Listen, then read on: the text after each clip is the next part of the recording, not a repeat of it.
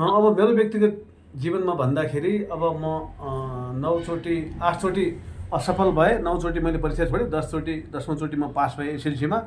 इन्टरमा 12 class इन्टरमा मैले कलेजमा भर्ना हुँदाखेरि 5 चोटि मैले परीक्षा दिएँ। 35 वर्षको उमेरमा मैले परीक्षा सिद्ध्याएँ र अहिले होइन मैले आफ्नो अनि जीवनलाई 35 वर्षपछि तपाईँ इन्टर पास हुनुभयो कि त्यसलाई त्यतिकै छोड्नु 35 वर्षपछि इन्टर पास भएँ। पास हुनुभयो, ल बधाई छ हजुरलाई। त्यसपछि कम्युनिटी हेल्थ पढेँ मैले। ए कम्युनिटी हेल्थ यो कम्युनिटी हेल्थ पढेँ। कम्युनिटी हेल्थ पढ्ने बेला धेरै हाम्रो साथीहरू विद्यार्थीहरू अब कम उमेरका थिए, 18-20 वर्षका। अनि म चाहिँ लगभग त्यो बेला कति 35 भइसकेको थियो।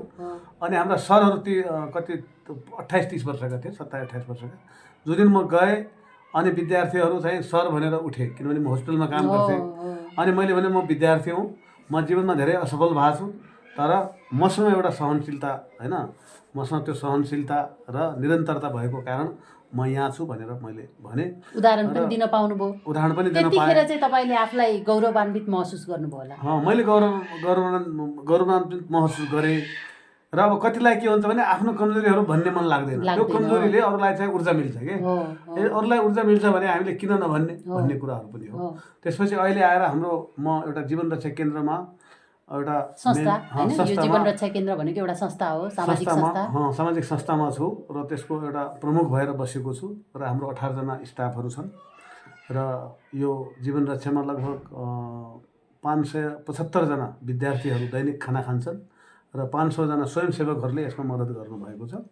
र अहिले यो चाहिँ पोषण सम्बन्धी कार्यक्रम हो हैन? यो पोषण सम्बन्धी विद्यालयका बालबालिकाहरूको लागि दैनिक खाना पोषण सम्बन्धी कार्यक्रम हो। अनि त्यसैले त अघि तपाईँले भने जस्तै होइन, अब हामीले पहिलाकै असफलतालाई सम्झेर चाहिँ राम्रा नराम्रा निर्णयहरू लिएको भए त आज तपाईँ कुनै संस्थाको प्रमुख भएर यसरी धेरैजनालाई रोजगारी दिएर होइन, कति चाहिँ कुपोषण भएर मर्ने बच्चाहरूलाई चाहिँ उनीहरूको जीवन रक्षा गरेर बस्न त पाउनुहुन्न थियो नि। त्यही भएर हामीले हतारमा चाहिँ कुनै पनि निर्णय लिनुहुन्न भनेर चाहिँ हिजो आजको बालबच्चाहरूलाई, जवान होइन, उहरूलाई चाहिँ हामी भन्न पनि चाहन्छौँ होइन। तपाईँको जिन्दगीको सफलताको लागि अझ अगाडि बढ्नुहोस्, धेरै धेरै शुभकामना। अनि तपाईँको धेरै गुणहरू छ, त्यो मध्ये सबभन्दा महत्त्वपूर्ण गुण चाहिँ मलाई यही लागेको, मान्छेले सफल भइसकेपछि आफ्नो पहिलाको कुराहरू लुकाउनुपर्छ भन्नुहुन्न भनेर कसैले पनि भनेको देख्दिनँ कि। तर तपाईँसँग जब मैले साथी गरेँ तब तपाईँले भन्नुभएको हो कि मेरो यस्तो असफलको कहानीहरू छ अनि यसरी म अहिले गरिरहेको छु भनेर। यो मैले सायदै धेरै कम मध्येमा तपाईँ एक पाएको छु। त्यही भएर पनि मलाई एकदमै राम्रो लागेर यो चाहिँ हामीले आफ्नो जीवनमा हरेकले मैले पनि लिनुपर्छ र अरू चाहिँ जवान मानिसहरूले, बच्चाहरूले र बुढाबुढीहरूले पनि ल अब बुढाबुढी भएँ भनेर एकदमै हरेस खाएको अवस्थामा पनि हामीले यो चाहिँ उहाँको जीवन कथालाई चाहिँ हाम्रो जीवन रक्षा गर्नको लागि, नेपालीहरूको जीवन रक्षा गर्नको लागि सदुपयोग हुन्छ भनेर हामीले यो भिडियो चाहिँ तपाईँहरूमा पस्केका छौँ है त। हस् त, धन्यवाद। अन्तमा केही भन्न चाहनुहुन्छ? हस् त, धेरै खुसी लाग्यो, धेरै धन्यवाद। अब जीवनमा खास गरेर हाम्रा कमी कमजोरीहरू लुकाउँदाखेरि अनि हामीलाई आत्मशान्ति हुँदैन। त्यही अब कुनै ठाउँमा बेइमानदारी गरेका कुरा, कुनै ठाउँमा कमजोरी आफ्ना कुराहरूलाई पनि हामीले अरूलाई गऱ्यौँ भने उनीहरूले पनि सिक्ने एउटा पाठ पाउँछन् र उनीहरूको बिचमा हाम्रो सम्बन्ध पनि एकदमै नजिकको हुन्छ। अनि त्यसकारण अनि हामीले होचिनु भनेको अरूलाई ऊर्जा दिनु होइन, हामी एकदम राम्रै कुरा मात्रै राख्ने, राम्रै कुरा मात्रै देखाउने भन्ने कुरा होइन।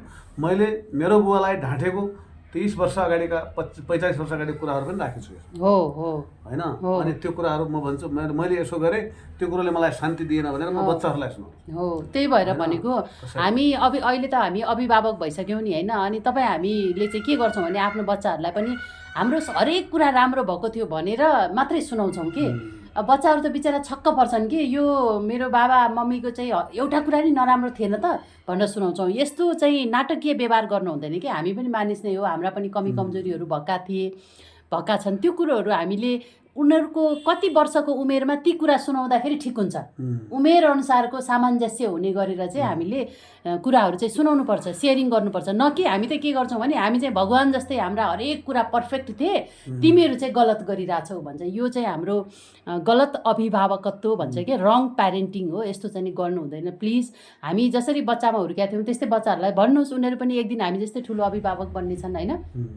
त्यसैले विशेष गरी बच्चाहरूलाई चाहिँ नि आफ्नो उद्देश्य अनुसारको जीवनलाई अगाडि बढाउनु पर्ने हुन्छ। जीवनमा पढाइ, पैसा, पेसा पनि ठुलो कुरा होइन, जीवन नै ठुलो कुरा हो। जीवन खुसी, सन्तुष्ट हुनुपर्ने हुन्छ। हरेक दिनलाई एकदम ऊर्जावान र सन्तुष्ट ढङ्गले अगाडि बढाउन सक्यौँ भने यो नै जीवनको लक्ष्य पुरा हुन्छ। अब हाम्रो धन सम्पत्ति नै सम्पत्ति नभएर अनि हाम्रो सहनशीलता पनि एउटा सम्पत्ति हो। र कहिलेकाहीँ बच्चाहरू सफल हुन सकेनन् भने पनि आमा बाबुहरूले सौभाग्य सम्झिनु पर्छ, किनभने त्यो बच्चा आफूसँग बस्ने हो त। अनि त्यो बच्चाले सायद हुन्छ गाई पालेर भैँसी पालेर ताजा दुध खुवाउन सक्छ। हो त। अब धेरै पढेको बच्चा कहीँ बाहिर जान्छ अनि उसलाई चाहिँ त्यो त आँगनमा बसेर सुनाउने मात्रै हो, मेरो बच्चा यहाँ फलाना देशमा छ भनेर सुनाउने मात्रै हो कि भन्नु। त्यो भएकोले हाम्रो चाहेको अवस्थामा पनि चाहेको परिस्थिति पनि हामीले नपाउँदाखेरि पनि त्यसको ठुलो महान योजना हुनसक्छ भनेर आमाबाबुले पनि बुझिदिनु भयो भने। अनि अर्को कुरा, आमाबाबुले त्यो बेला चाहिँ एकदम दुःख लागेको बेला, असफल भएको बेला, एकदमै आत्मा एकदमै टुटेको हुन्छ अनि त्यो बेला अलिकति प्रोत्साहन, बाबु भइहाल्छ नि, कति वर्षमा पनि पास भएछन् मान्छेहरू भन्ने एउटा उनलाई ऊर्जा जागरण गर्न सक्यो भने अनि आत्महत्या गर्नेहरूको, आफ्नो जीवनलाई समाप्त गर्नेहरूको सङ्ख्या पनि यो देशमा एकदमै न्यून हुन्छ, घट्छ, एकदमै घट्छ। म त्यो आत्मविश्वास गर्छु। त्यो चाहिँ हामी तपाईँहरू समक्ष हामीले त्यो पनि आशा र विश्वास गरेका छौँ। हस्, धन्यवाद, नमस्ते। हस्, नमस्ते, धेरै